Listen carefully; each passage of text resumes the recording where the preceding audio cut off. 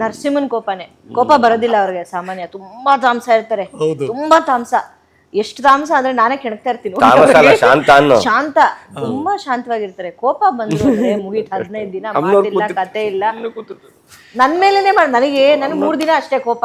ಆಮೇಲೆ ರೀ ಕಾಫಿ ಕೊಡ್ಲಾ, ಏನೇನೋ ಅವ್ರಿಗೆ ಇಂಪ್ರೆಸ್ ಮಾಡಕ್ ಒಳ್ಳೆ ಒಳ್ಳೆ ಅಡಿಗೆ ಮಾಡೋದು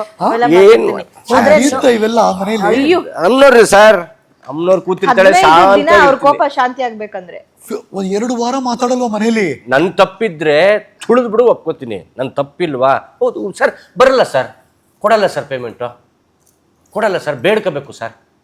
ಬಟ್ ವರ್ಷದಲ್ಲಿ 3 ಸತಿ ಕೋಪ ಮಾಡ್ಕೊಳ್ತಾರೆ. ಅಂದ್ರೆ 15 45 ದಿವಸ, 1.5 ತಿಂಗಳು ಡಮಾರು.